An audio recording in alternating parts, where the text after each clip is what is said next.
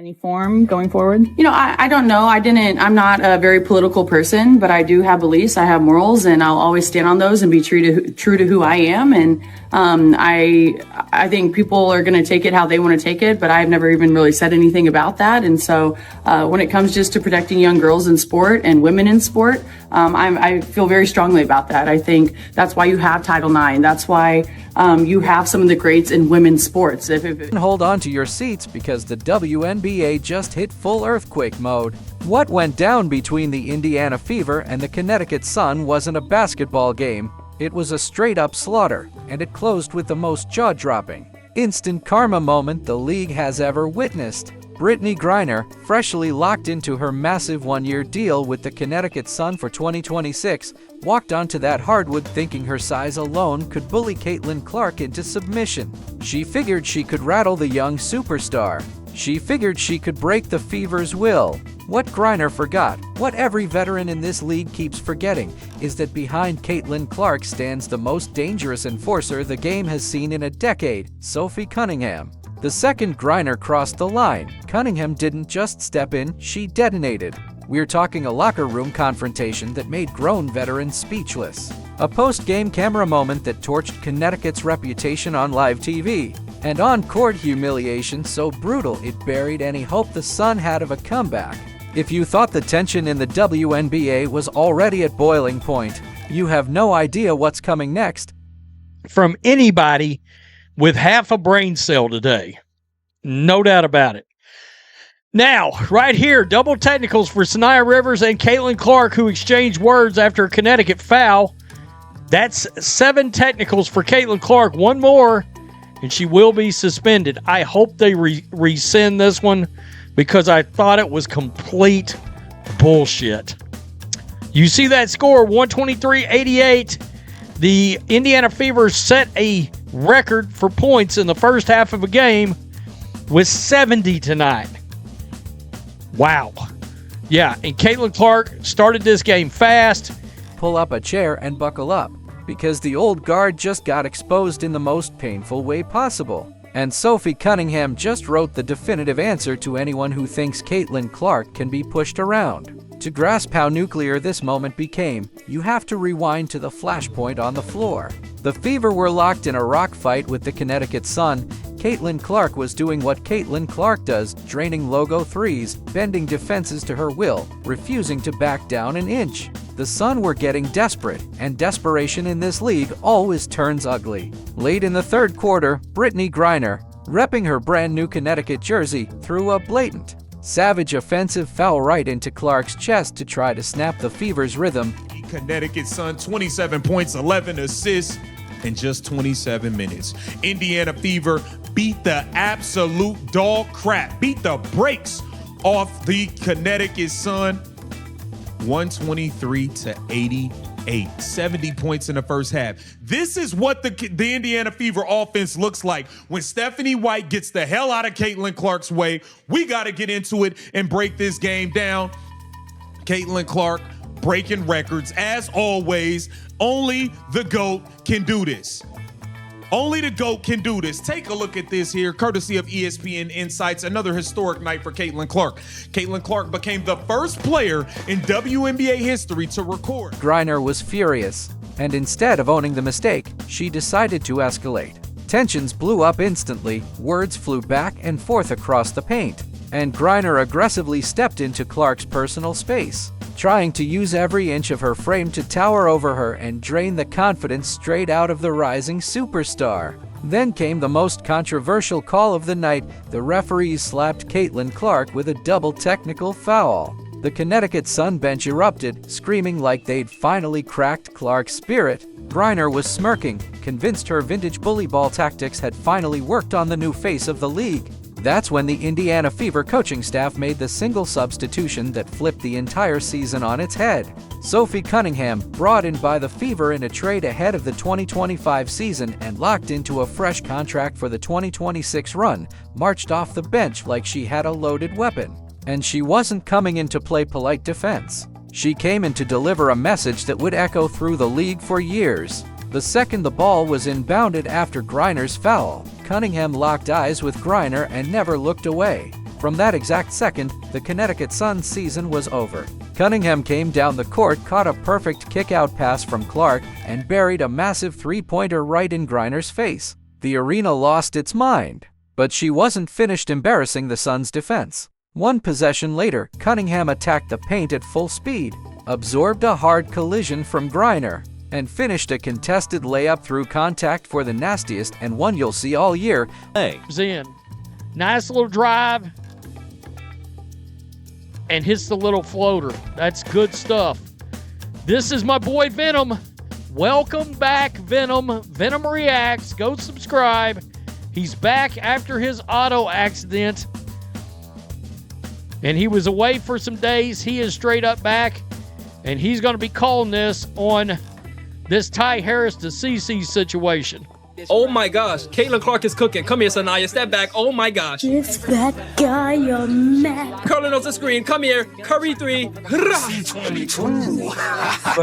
C22. What's up, Venom? Good to see you back, man. No doubt about it. His channel is growing. Talked to Venom tonight before the game. Good stuff. Good stuff. Caitlin again. Way out. Bam. Knocks it down from way outside. Good stuff. Absolutely good stuff. Caitlin Clark, let's see it. This is going to be an and one. She going to drive.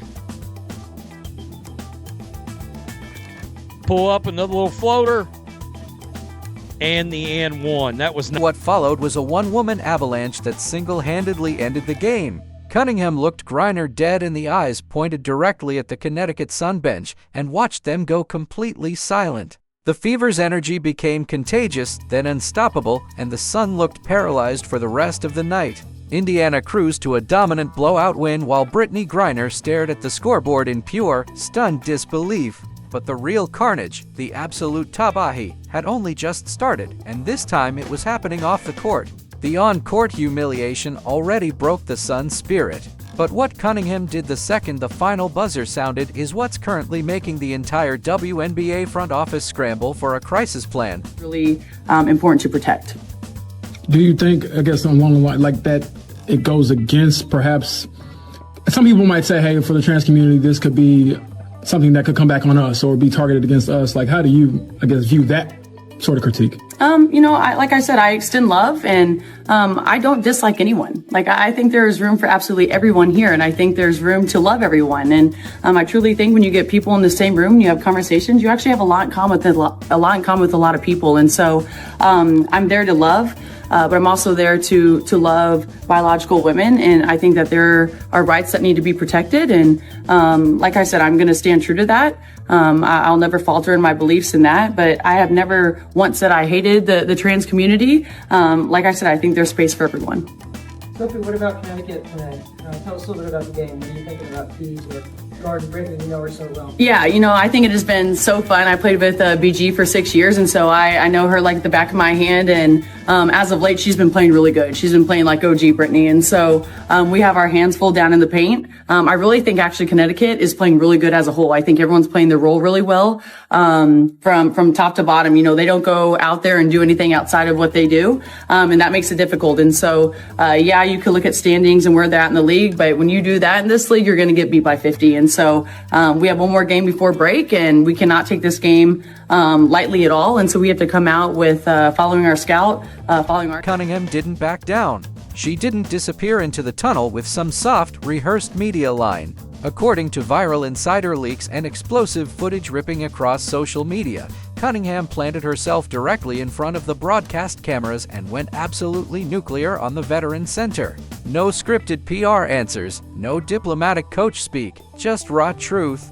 She called out the physical targeting by name, made it crystal clear that the old guard's playbook of bullying Caitlin Clark ends with their franchise getting dismantled on national television. She basically told the entire league, in front of every camera in the building, "Touch our point guard again and I will step on that floor and personally embarrass your entire organization." The fans are losing their minds in the comments. The Fever have officially announced they are untouchable. And every veteran still trying to rely on intimidation is realizing the old tricks are useless in this new era of basketball. The Connecticut Sun tried to play dirty, and they got incinerated by the cleanest, coldest instant karma the league has ever produced. Brittney Griner tested the fever, and Sophie Cunningham just crowned herself the undisputed enforcer of the WNBA. Comments that some would deem controversial. She's a teammate of Caitlin Clark. She plays on the Indiana Fever. And she was the one that got into it with a player a few weeks ago where she just pointed in her direction and kept pointing in her direction. That's Sophie Cunningham. Well, anyway, she made some comments that were deemed relatively controversial about a week or so ago. I don't know when it was. And she said she wasn't backing down from her comments. And it was regarding trans athletes in women's sports. Matter of fact, she went so far as to say she doesn't think her comments were controversial at all. She shared her opinion on a polarizing topic in an interview with ESPN this week where she claimed she felt a duty to, quote, protect young girls in a locker room or young girls in sport who shouldn't have to go against biological men. That's what she talked about. She was asked to expand on the quote when meeting with the media on Wednesday, and she made it clear that's how she feels. Quote, "I said what I said," Cunningham told reporters. But rather than me just saying that, let's hear from Sophie Cunningham herself. Listen to what she had to say. Talked about wanting to protect young girls who shouldn't have to go against biological men. Just can you expand your viewpoint on that? I mean, I think I said what I said. I think it's kind of common sense. And I think I'll always believe in that. I think it's really important to protect children, and that's little girls who are also involved in that category. And so I stand on what I said, and I always believe that. I stand with Sophie Cunningham. I stand with Riley Gaines. I stand with them both. I have 2 daughters. They don't participate in sports, but if they did, that would be my position. And I think it's important to emphasize what Sophie Cunningham said a bit further.